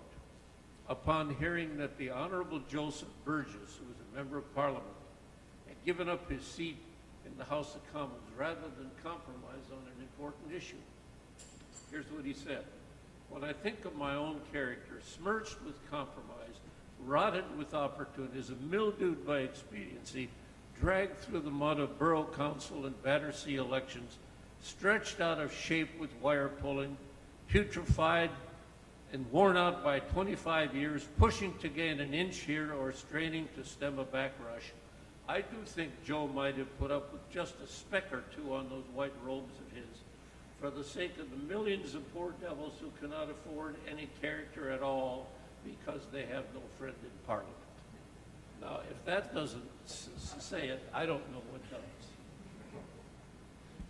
I'm going to have to use that. So I hope you've memorized it. I'm going to rewatch it on Wisconsin Eye. So, which all of you can do. So we do have some solutions on the table from Mickey, again, from Washington and California. Norm, what is your take on that? And you guys have, what do you think of those solutions? Do you have some others? Because soon we're going to be getting to the audience, so be writing your questions down or thinking about what you're going to ask, but I want to put a few more possible solutions on the table before we open it up. Let me say first that because I believe it's more a cultural problem at this point than a structural problem, looking inside Congress for fixes isn't going to get us very far. There's some things we ought to do. Dave spent a lot of time and energy and blood, sweat, and tears helping to make the House work more efficiently. That's not going to help much now. That's why Tom and I, as we looked at things that ought to be done, and also looked in the book at things that ought not to be done, like term limits or a balanced budget amendment, looked at outside, and that meant first enlarging the electorate. And we believe that the moves that have been taken to decrease the electorate, to make it hard to vote, and this state is at the point of a spear, not quite as much as North Carolina, say, or Texas, in some of those efforts, that's bad. We think where you have a system, as Mickey described it, where a small group of people decide who's going to run, and that small group tends to be the most extreme in ideology, it's not good. So the top two primary, we believe is a good idea. I'd like to combine it with preference voting, where you choose your first choice and your second choice. And it's not that you're going to get all of a sudden a stream of moderates coming in and running necessarily. The campaign finance system, which is another thing that just has to be blown up and changed from where we different Supreme Court, and we can talk about in more detail, is a part of it. But what you think about running today and all the money that it takes and the fact that so much money is going to be spent to destroy your reputation while you try to destroy the other person's reputation, it's hard to get people coming in who want to compromise. And you get a combination of crusaders or opportunists. But if you're sitting there in Congress and you've got something like a TARP program or a stimulus package or a budget deal, and you know that it's not going to be terribly popular back home and that there'll be a multi-million-dollar target on your back from an outside extreme group if you vote for it, if there's an open primary and preference voting, you have some armor of protection where you can stand up and say, I'm going to go ahead and do that because I can more easily survive it. If you change the campaign finance system to make it more difficult for outside groups to come in with $10 million in the final stretch of a campaign to smear somebody and make it easier for a candidate to guard against that, it would help. I want to give just one quick example of how that now works. Mike Simpson is a very conservative member of Congress from Idaho who used to be the Speaker of the House there. But he's an institutionalist because he was the Speaker there. And he was a loyalist to John Boehner, and he's tried to make the House work and tried to actually do some of the things that we talked about. And the Club for Growth decided to make him the example last time, and they put a $3 million target on his back in a primary. And he had to spend 2 years going through hell to get far enough to the right to keep that challenge consuming him, to raise enough money to take it on, and he survived. Did that make the other members feel better? They're looking out there and saying, I don't want to be the next Mike Simpson. Even if I win, it makes my life hell. So if we can do things that make it a little bit easier to move towards a different setting, that would help. If we could work to recreate a public square instead of having the tribal media that we now have. And Mickey, I'm sorry, there's no equivalence between Glenn Beck and Rachel Maddow. But even if there were, there's one Rachel Maddow 1 hour a night. There are armies of Glenn Becks on talk radio and doing blogs and other things. And there is a danger of a Democratic Party, because you have one party moving so far away from the center, itself having an incentive to move further away. That's a bad thing. But if we can do something that brings back some level of civil discourse, one of the things that we would like to do, just as an example, is have a shadow Congress right now consisting of former members like Dave and Mickey, structure debates the way they should be done, where you're going to have real differences of viewpoint, but people searching for solutions and maybe starting with a common set of facts. You can't even have a debate on climate change now if one group of people basically think it's a hoax, and you can't talk about whether you want a market solution to it or a mixed solution like cap and trade or other things if you don't even have a common ground. So there are things that can be done that would help there. Redistricting, I would just say quickly, it would be wonderful if we could get all of these independent commissions. But as Mickey frequently points out, and we do too, the Senate is polarized and tribalized right now. They don't have districts. The problem goes much deeper than that. Just in defense of Rachel Maddow, she is the best bartender in the press corps in Washington. I'm not kidding. She can make any drink in the world that anybody wants. Glenn Beck will give you Kool-Aid.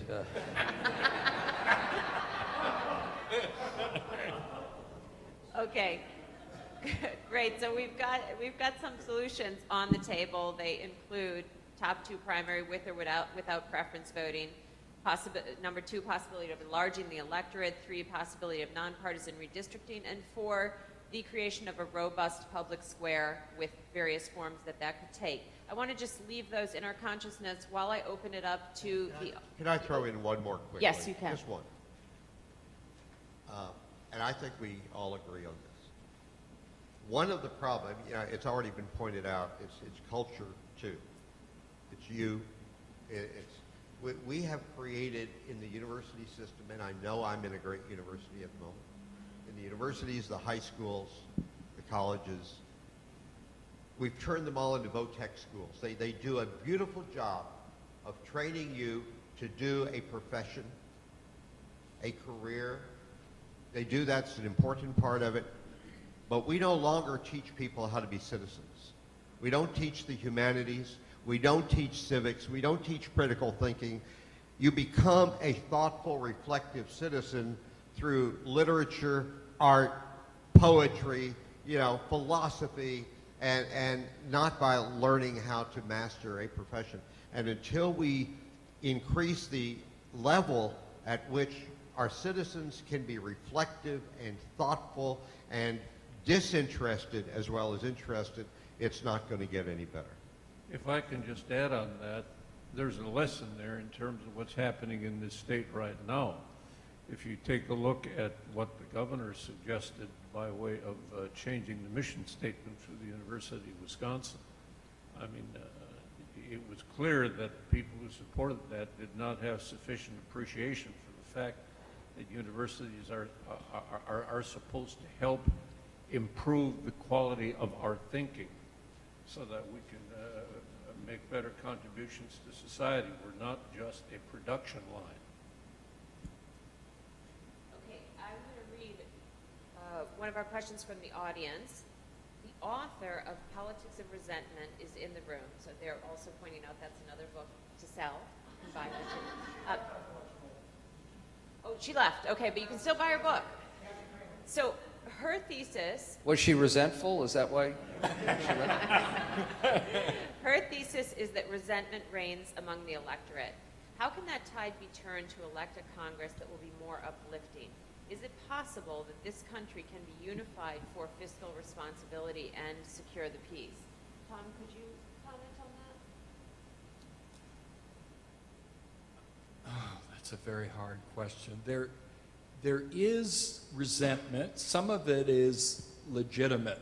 As David talked earlier on, it's part of the globalization, the increasing role of technology has, quite apart from any responses taken or not taken by government, have transform the economy, and people have been left behind and hurt by it. And some have, just done the best they could, and others have responded to politicians demagoguing on this matter and feeding a resentment, which it's those people who are living on the dole that are taking our hard-earned tax dollars, and it doesn't really do much more. Yeah, we need more people in Congress that, as well as in the White House, and across the board,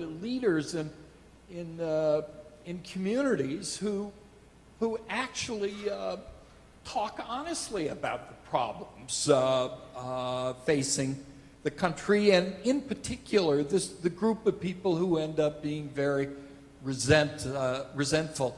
You know where that's happening now to some extent? And the positive side of the governing issue is actually in the cities, in the more urban areas, metropolitan areas. You're getting cooperation.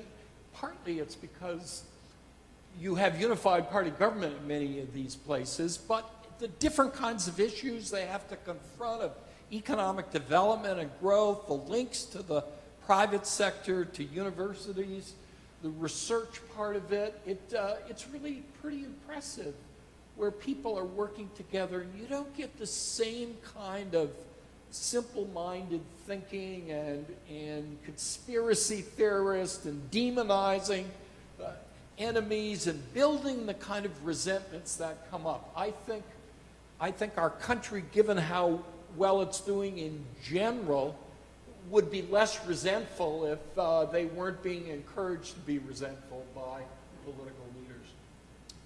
Exactly. So what I want to do is open it up to the audience, and we have some people with a microphone coming around. If I didn't read your question, feel free to ask it. Sir, right here in the front. Okay. Someone's going to bring you a microphone. I haven't the experience that these gentlemen have in public office, but I was 20 years in public office. And of course, I never had to raise the enormous amounts of money that they had to raise, but I've raised plenty of money over the years. And I think a lot of this discussion has simply skated around the overwhelming role of money in the problems that we have. Professor Ornstein referred to Wisconsin as the point of the spear. Well, this week we're the point of the spear in a way that I think nobody has noticed, which is that we have an election for Supreme Court in which one candidate has campaigned like hell on a grassroots level, has grassroots supporters all over the state, signs all over the state, made appearances in all 72 counties multiple times, running against a candidate who has not campaigned one day in the entire campaign, didn't even circulate her own nominating petition, and is running a campaign by remote control with very expensive advertising on television, radio, and the newspapers. If that candidate wins, and the polls say that she's ahead, if that candidate wins, it turns everything that most of us in politics think works against money on its head, upside down. Now, some of you are political scientists. Somebody ought to write a PhD thesis about this, because this is the point of the spear. America changes tonight if the candidate who hasn't campaigned wins. Can I just money is obviously a factor. Money is a factor, and all of us here have agreed among each other.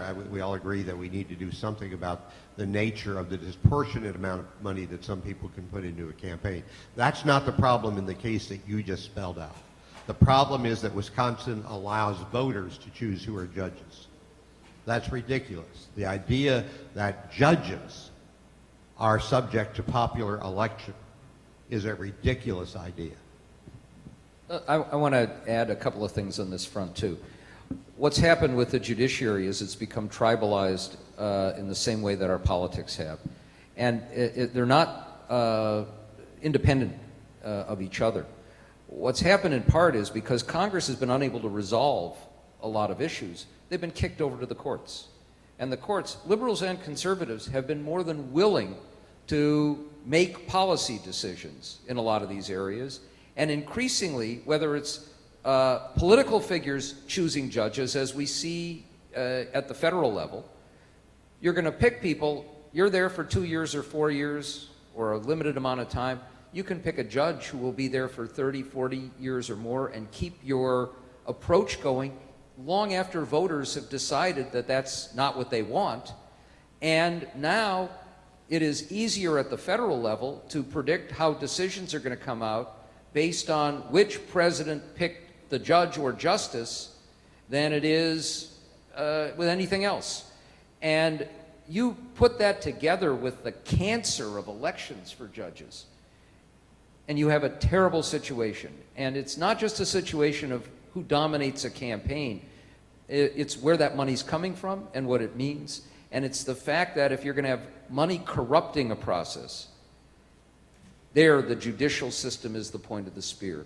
If you are sitting in a courtroom and you're a judge and you've got a case in front of you, and we had a couple of these in West Virginia involving the coal industry, but you know that if you rule against a wealthy individual or corporation, you may get a $10 million independent campaign to destroy you in the next election.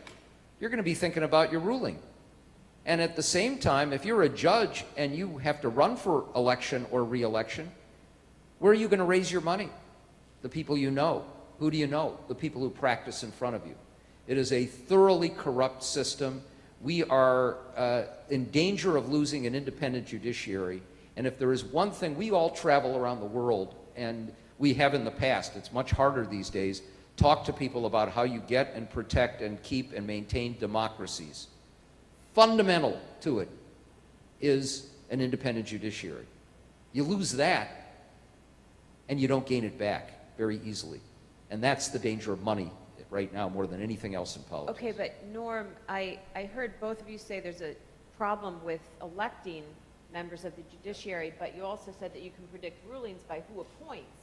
So is it really, if we moved in Wisconsin, for example, to appointing instead of electing, how much would that really help our situation? There are, in many states, and this is just like redistricting, you can create a system where you have an independent group in the society that chooses options for judges. And then the governor picks from that slate. And if you do that, you have a level of protection. And, you know, if you go back, of course, we have this example now. Talk about norms disappearing. A Supreme Court nominee who's basically a non-person right now because we're not going through the regular order. It used to be that Supreme Court nominees were confirmed without hearings. And that what you looked at was, do you have somebody who has a judicial temperament, who has the basic qualifications? Now it's what positions can you predict they're going to take? And that's where you see another element of the breakdown of norms. But at the state level, if you create a different balance, you can remove it some from the political arena, and it would be a much, much better situation. Got it. Thank you. Let's have another question. You know, sir, let's just check our time. You know, we only have 10 minutes left, sir, so please come and talk to us at the end, but I want to get another question from the audience. Yes, sir, in the second row. First of all, Tom, I'm curious about the professor that went to England. That's Leon Epstein. I'm wondering who you referred to when you referred to that parliamentary study. But Austin Rand. Pardon? Austin Rand. Oh, Austin. Okay. I don't know his position on it. He said Epstein's was different. He was the real British scholar. One issue here, you have not, if I understand what you said, and I'm not sure I do, but one of the common threads that's often done that I didn't hear today is that, in fact, parties in Congress are now weak, that the players are independent. They don't have to coddle up to the leadership, and the perfect example is Bonner being thrown out, right, by his own party and having to beg Paul Ryan to take the leadership. So that would indicate that, in fact, what you have is a weakness of congressional parties, and that's the root of the problem. That's a very common political science kind of explanation for what's happened. that they're independent actors and then they cluster together, of course. The Tea Party people cluster together, but they're independent of the party leadership. Can you- The parties are strong, but it's not, at least on the Republican side, the leadership is coming from the caucus. It's not coming from the elected, leader. Well, It's yeah, coming, but that's a very different type of leadership than has been traditional in Congress. Sure, but it's, of course, I don't want one where, I want you to represent the people of Oklahoma City. I didn't work for the guy who was Speaker or Republican leader. But you still have, it is the party base, the party caucus in the Republican side, the conference, that calls the shots. They're the ones who forced Boehner out. So it's still party control. You still have to adhere, the pressure is to adhere to it. It's just not the figurehead at the top. It's, but it's still the party as an organization. Well, I think you've got two things going on. First of all, until a few years ago, there was no question that the party leadership was very, very strong. When I first went to Congress, in the special election in April, just like today, I got about $5,000 from the Democratic Congressional Campaign Committee. That was it. Other than that, I was on my own. And I raised a total of about $40,000 for the campaign. And my opponent raised 60. So the party leadership didn't exert very much pressure on me. In fact, I was in the House, I think, almost 2 years before I was ever asked by the party leadership to vote anyway on anything. That changed over the years, and the leadership became much more strengthened. And in part, it was due to the fact that they ran the campaign committees, and as fundraising importance increased, they would then wind up being able to say to a member, listen, if you don't vote the way we want you to vote on such and such, we're not going to give you the $37.5 that you've got coming from the D trip, and or the R trip. And so for a while, I think the leadership held sway. Now, as somebody pointed out last night, what is happening in at least the Republican Party is that the Koch brothers and their allies are trying to build, apparently, a parallel power system that serves as an alternative to the Republican Party. And so the Republican leadership in the country is caught in a dilemma because all of a sudden they can't control what they thought they could control just a few years ago. So I think this is a moving problem and a morphing problem at the same time. Thank you. So we're going to take one more question from the audience. In the back, sir.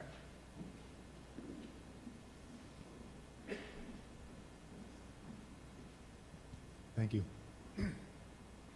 So I have two college-age children who I'm happy to say really want to get engaged in the political process. So two questions. Number one, where would you say they should engage? And number two, can you give me something encouraging that I can tell them? So thank you so much, sir. Now I won't have to ask our final question, which is the movements towards what actions can your two children take and anyone in this room take to move the system in a direction that will address many of the concerns brought up here today. So we're going to go straight through the panel. Nikki, you're first. For those of you who are political scientists, one of my favorites is a Brit who died recently named Bernard Crick, who wrote that politics is the way of free people govern themselves. And part of the answer is it's not just getting engaged, and the young generation, the millennial generation, too often prides itself on the fact that it's, not engaged in politics, doesn't do that. That's shameful. So I think most of us, and certainly I think all four of us here, got started politically, whether running or working for people's campaigns, getting involved, handing out literature, whatever, doing volunteer work.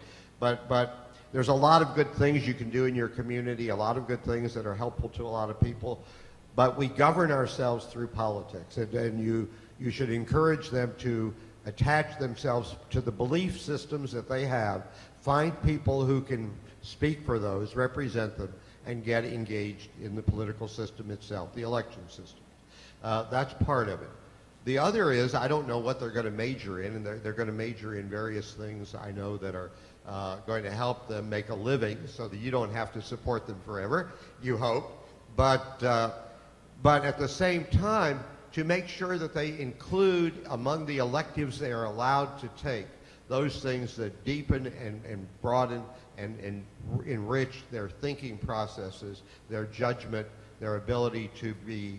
Now, I've got a lot of things that affect the way I am. I've got all these things that come together. You know, one, I'm a lawyer, two, I was a journalist, and three, I'm Jewish. So I question everything. You know, so part of it is I'm not a cynic, but I'm a skeptic, and have them take things that encourage the skepticism so that they're able to evaluate for themselves, you know, what kinds of judgments to make and who to vote for and so forth. Great. You know, we're going to go right over here. Oh, Dave, are you taking notes or you have your ideas? But what these... So you... Okay, Tom. So I would suggest a couple of things. Campaigns absolutely engage, but not just political campaigns. Get your kids to do internships working in the legislature or in Congress. See what it's like. And then work through what it should be like.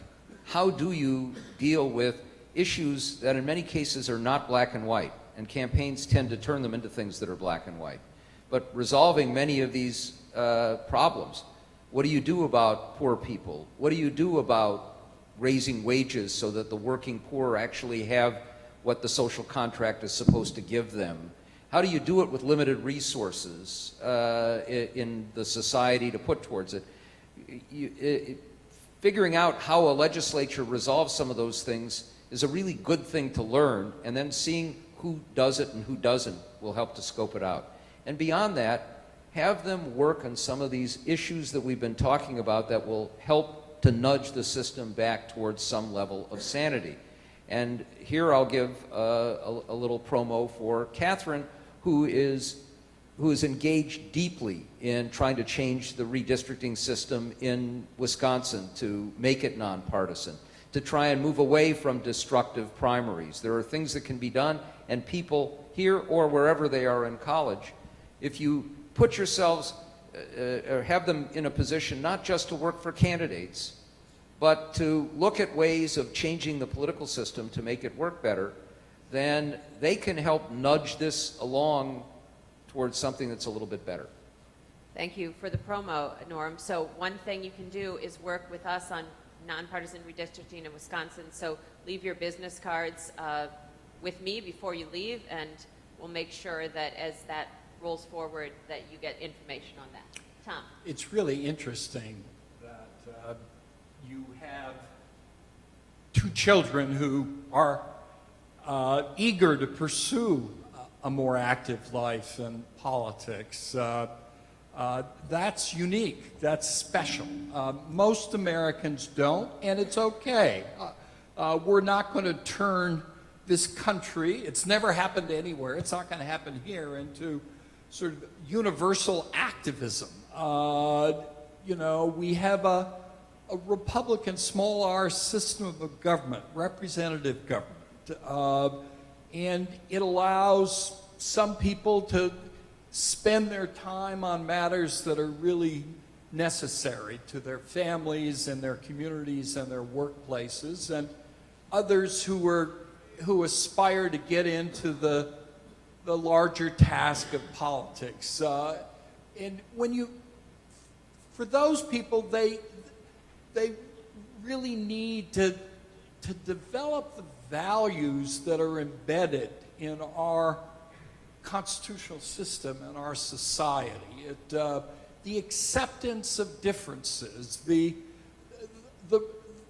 relatively the problem of ideology when it becomes extreme and when compromise is unacceptable.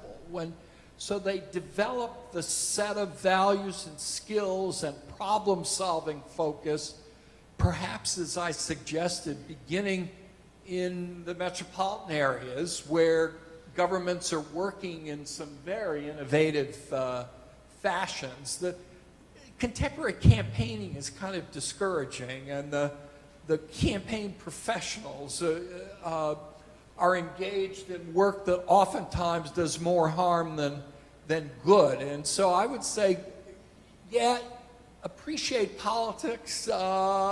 It's resolving differences and championing causes that are important to the country, and realizing not all your friends or many of your friends are going to be like you, but the satisfactions of public life under the right conditions are really great. It's sort of what you can do for your country. It sounds so old-fashioned, but it once inspired a whole generation under JFK. Yes, thank you. And so we're out of time, but we're going to have a last word from Dave Obey, who made today possible. Dave?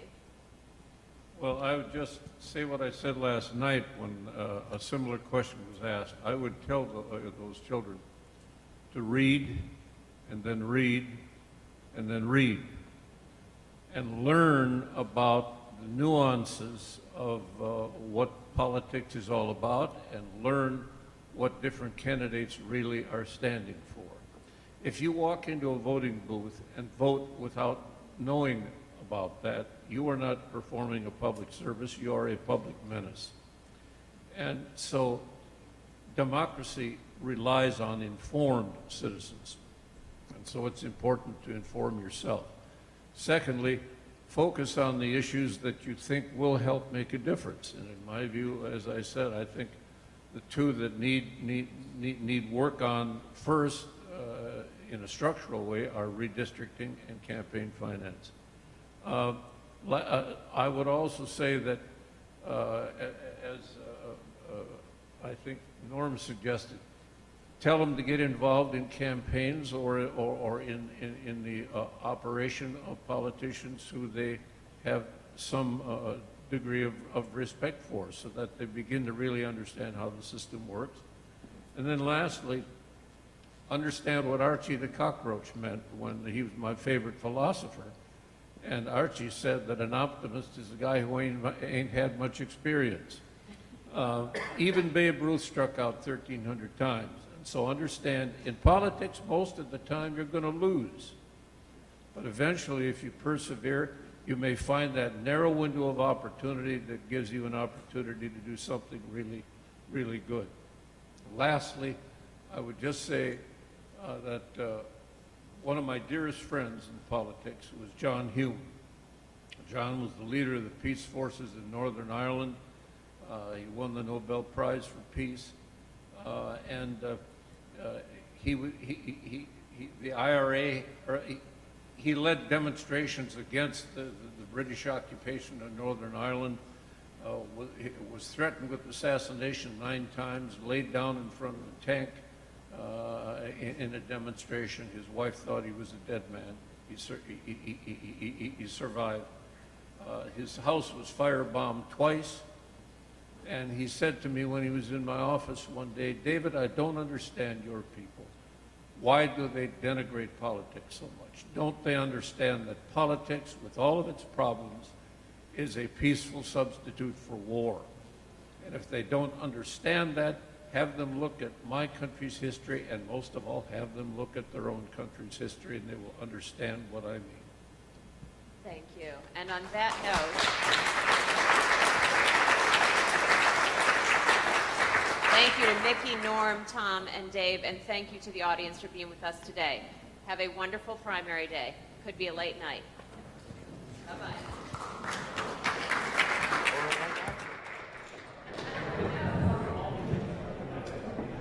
Shocking.